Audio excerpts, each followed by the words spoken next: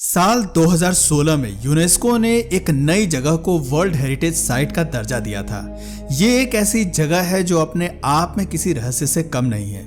इस जगह को कब और किसने बनाया ये कोई नहीं जानता। इससे भी बड़ा सवाल ये है कि आखिर इसे क्यों और कैसे बनाया गया। आज की मॉडर्न टेक्नोलॉजी की मदद से भी इसे बनाना आसान नहीं है, तो फिर हजारों साल पहले इसे कैसे बनाया गया होगा? क्या इसे एलियंस ने बनाया था या फिर जादू की मदद से ये शहर बसाया गया था? हम बात कर रहे हैं नान मडोल नाम के शहर की। इस शहर के बारे में ढेर सारे ऐसे राज हैं जिन्हें जानने के बाद आप भी पूरी तरह से कंफ्यूज हो जाएंगे। दोस्तों, नान मडोल एक आर्कियोलॉजिकल साइट है जो धीरे धीरे लोकप्रिय हो रही है। इसे एक प्राचीन शहर कहना गलत नहीं होगा, जो करीब 200 एकड़ या 28 वर्ग फीट एरिया में फैला हुआ है। नान मडोल में करीब 500 सालों तक सौडेलिया डायनेस्टी ने राज किया। 11वीं शताब्दी की शुरुआत से लेकर साल 1628 तक यहाँ पर सौडेलियर साम्राज्य का शासन रहा। एक समय पर करीब 30,000 लोग यहाँ पर रहा करते थे, लेकिन नान मडोल को सौडेलियर डायनेस्टी के लोगों ने ही बनवाया था, ये बात पुख्ता तौर पर नहीं कही जा सकती। असल में यह शहर बनाना बिल्कुल भी आसान नहीं है। कहा जाता है कि इसे जादू की मदद से बनाया गया है, लेकिन आखिर इस शहर में ऐसी क्या खास बात है? सबसे पहले आप ये जान लीजिए कि आखिर ये नान मडोल है क्या और कहां पर है। तो दोस्तों, नान मडोल 100 आइलैंड से बनी एक आइलैंड सिटी है जो पूरी तरह से कोरल रीफ पर बनाई गई है। ये शहर पैसिफिक ओशन के वेस्ट में पोनपी आइलैंड का एक पार्ट है। ये आइलैंड आज के समय में फेडरेटेड स्टेट्स ऑफ माइक्रोनेशिया के अंतर्गत आता है। ऑस्ट्रेलिया से ये जगह करीब 4000 किलोमीटर की दूरी पर स्थित है। इस शहर को बनाने में 25 करोड़ टन बेसलेट रॉक का इस्तेमाल किया गया है। आपको बता दें कि बेसलेट एक प्रकार की चट्टान होती है जो ज्वालामुखी से निकलने वाले लावा से बनती है। हैरानी की बात यह है कि नान मडोल के आसपास कई किलोमीटर दूर तक कोई ज्वालामुखी भी नहीं है। ऐसे में सबसे बड़ा सवाल यह आता है कि आखिर बेसोल्ट चट्टानों को यहाँ पर कैसे लाया गया। करीब 25 करोड़ टन चट्टान को इस आइलैंड पर लाने की कल्पना करना भी मुश्किल है, और वो भी आज से हजारों साल पहले। इन चट्टानों का वजन कई टन है और कुछ चट्टान 50 टन से भी अधिक भारी हैं। बिना किसी टेक्नोलॉजी के पत्थरों को यहाँ पर आखिर कैसे लाया गया होगा? यदि हम 1850 टन पत्थर रोजाना 4 सालों तक लेकर आएंगे, तब जाकर ऐसा शहर तैयार हो सकता है। नान मडोल देखने में बेहद ही दिलचस्प और अनोखा है। आर्कियोलॉजी या इतिहास में रुचि रखने वाले लोगों को ये जगह बेहद आकर्षित करती है। यहाँ लगभग 100 आइलैंड्स हैं और ये सभी एक दूसरे से इंटरकनेक्टेड हैं। ये आइलैंड्स दूसरे आइलैंड से कैनल की मदद से जुड़े हुए हैं। आर्किटेक्चर का एक खूबसूरत नमूना नान मडोल पेश करता है। नान मडोल को कब और किसने बनाया, ये बात आज भी एक पहेली बनी हुई है। कुछ लोगों का मानना है कि इसे सौडेलिया डायनेस्टी के लोगों ने ही बनाया था, जिन्होंने 500 सालों तक यहाँ पर राज किया। वे लोग यहाँ पर अपने सभी पूजा पाठ और अन्य रिचुअल्स किया करते थे, जिसके लिए उन्होंने एक स्पेशल जगह भी बनाई थी। हिस्ट्री एक्सपर्ट्स नान मडोल को एक सेरेमोनियल सेंटर भी कहते हैं। इसे एक पवित्र स्थान के रूप में देखा जाता है, जहाँ पर मंदिर भी हुआ करते थे। सौडेलिया डायनेस्टी के लोग धार्मिक प्रवृत्ति के थे जो समुद्र की आराधना किया करते थे, लेकिन साल 1628 के बाद इस साम्राज्य का कोई सबूत नहीं मिलता है। नान मडोल को इस साम्राज्य के लोगों ने ही बनाया, ये बात आर्कियोलॉजिस्ट मानने से इनकार कर देते हैं। उनका मानना है कि ये जगह 11वीं शताब्दी की ही नहीं बल्कि ये उससे भी अधिक प्राचीन है। कुछ लोग इस जगह को 10 से 12,000 साल पुराना बताते हैं। लोगों का ऐसा मानना है कि करीब 40 किलोमीटर दूर से बेसाल्ट रॉक यहाँ पर हवा में उड़ा कर लाए गए थे। इतनी बड़ी संख्या में पत्थरों को नाव पर लाना या फिर उन्हें उठाकर लाना संभव नहीं है।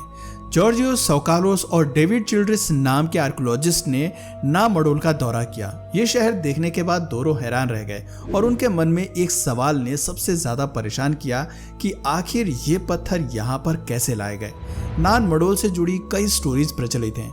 लोगों का मानना है कि पहले के समय में लोग जादू टोना के बारे में जानते थे और जादू की मदद से ही सभी पत्थरों को यहाँ पर लाया गया। इस तथ्य को ना मानने के अलावा आपके पास कोई और ऑप्शन भी नहीं है। कहा जाता है कि एलियंस ने लोगों को जादू की जानकारी दी थी। कुछ लोग नान मडोल को बसाने के पीछे दूसरी दुनिया के लोगों का हाथ भी मानते हैं। उनका कहना है कि एलियंस ही अपनी दिव्य शक्तियों से बेसाल्ट चट्टानों को यहाँ तक लाए होंगे। नान मडोल से कई किलोमीटर दूर तक सिर्फ पानी ही पानी नजर आता है। ऐसे में एक सवाल ये भी है कि आखिर इस शहर को यहाँ पर क्यों बसाया गया। यहाँ पर लोगों के पास न तो खाने का कोई साधन रहा होगा और ना ही पीने का साफ पानी उनके पास मौजूद होगा। क्या यहाँ रहने वाले लोग समुद्र का पानी फिल्टर करके पीते थे? इस बारे में कुछ भी स्पष्टता के साथ नहीं कहा जा सकता।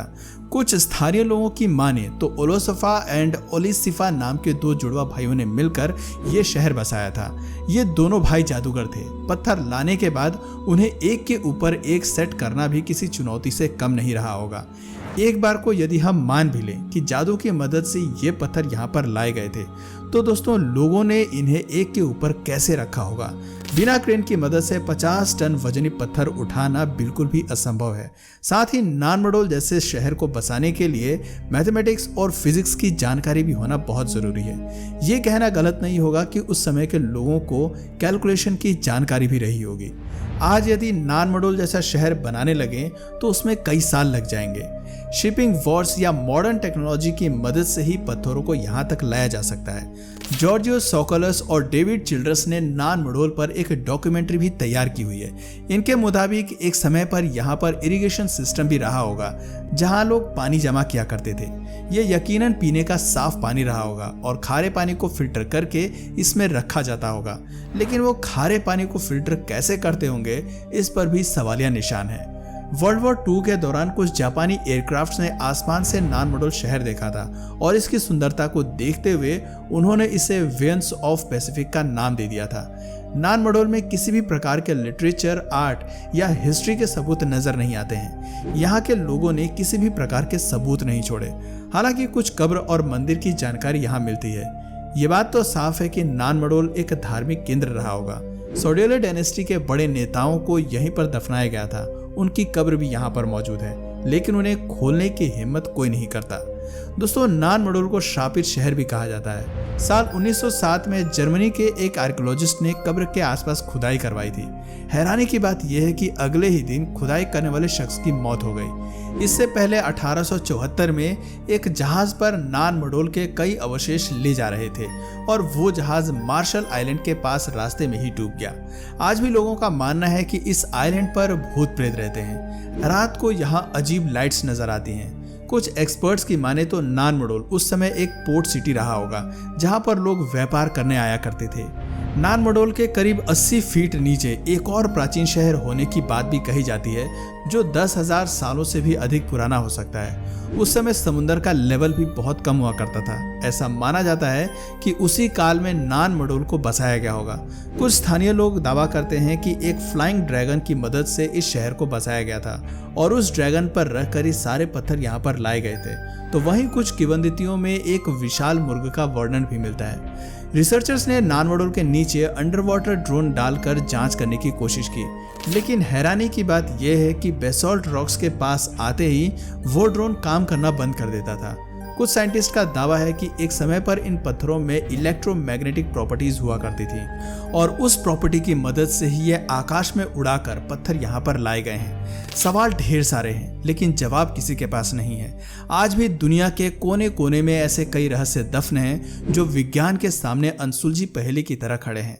अंत में यही कहा जा सकता है कि यकीनन हमारे पूर्वजों को जादू की जानकारी रही होगी या फिर एलियंस का अस्तित्व धरती पर रहा होगा।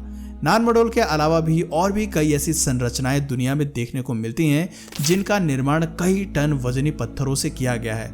इनमें इंग्लैंड का Stonehenge, great pyramid of Giza, Yucatan peninsula के उज़्मल पिरामिड और बोलिविया के पुमा पुंकू शामिल हैं। पूरी उम्मीद है कि एक न एक दिन विज्ञान इन रहस्यों से पर्दा जरूर उठा देगा।